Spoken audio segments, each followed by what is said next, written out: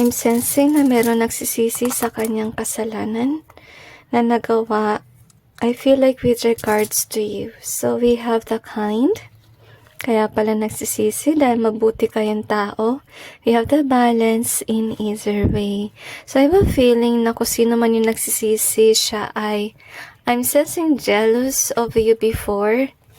Let's see. So we have the temperance. So yung temperance kasi parang din siyang balance, but it's kind of like more with regards sa peace. So I'm sensing like this person is jealous of you before. Wala siyang peace of mind. Maybe meron siyang bagay na meron ka na wala siya. Like example, like can be about sa career kasi imbalance din. At saka wala rin siguro siyang, peaceful na buhay. Okay, lagi siyang minamalas. So we have the 4. Sorry, it's 1. Sorry. We also have cherish in either way. So I'm sensing na maybe in the past you could be somebody na magaling. Okay, maybe you're great with regards to your work, your career. Ikaw lagi number 1 favorite. Maybe siya ay number 2 or so forth. Because you have the cherish here. So maybe, yun nga, madami ka sigurong fans or na-admire ka ng mga tao, pero siya, hindi siya nag-cherish sa'yo. So we have the fight. So no wonder why this person is not in this peaceful state kasi he or she could be included sa mga fights or arguments. I'm sensing na madalas siya minamalas sa mga tao na nasa paligid niya. I feel na madalas siyang either binubuli, inaaway. Parang feeling ko malas talaga. Yun yung nasa sense ko. So we have the chest here. We also have creativity. So, can be, kasi ito ay naka-in either way. Can be, nangyari dito is, hindi pa niya lubos kilala yung kanyang sarili.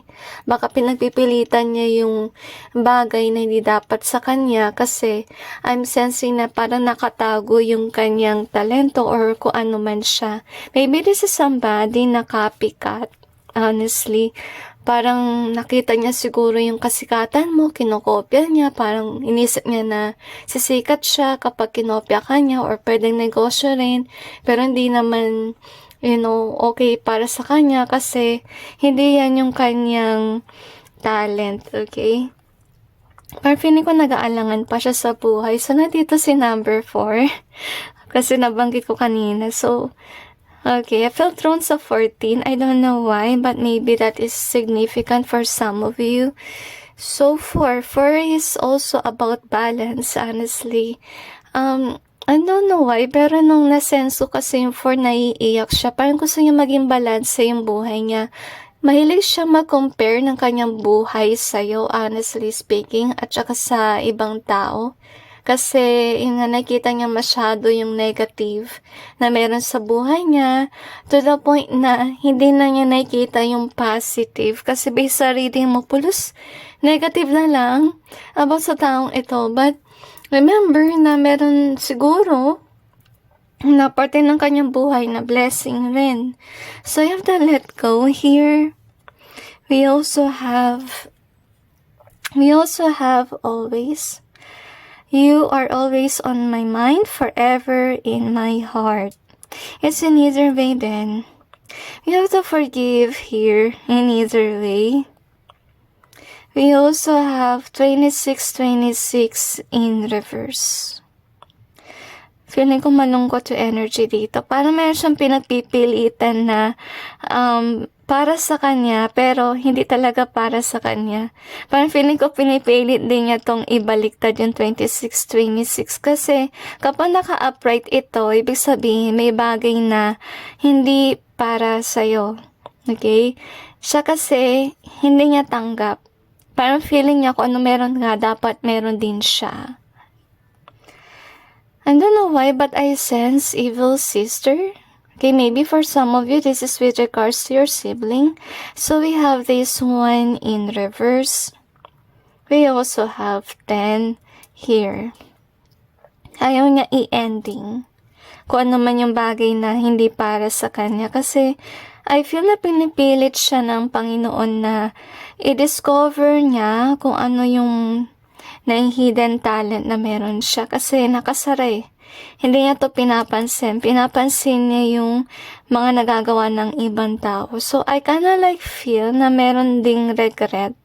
Kasi we have the let go here in either way. So, may pinakita sa kanya yung Panginoon na hindi kanya dapat isipin lagi. Kasi we have, you're always on my mind, forever in my heart, na kayong either way siya.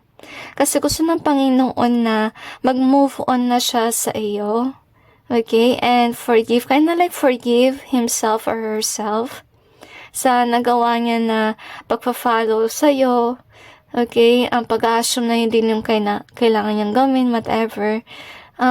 I feel na sa ngayon nasasaktan siya kasi pinapakita to sa kanya ng Panginoon at naguguluhan siya sa kanyang buhay kasi as of now, this person is definitely imbalance. Pero feeling ko gusto niya maging ikaw kasi baka nakita niya kasi ikaw ay kind. As you can see. No wonder why you do have that peace.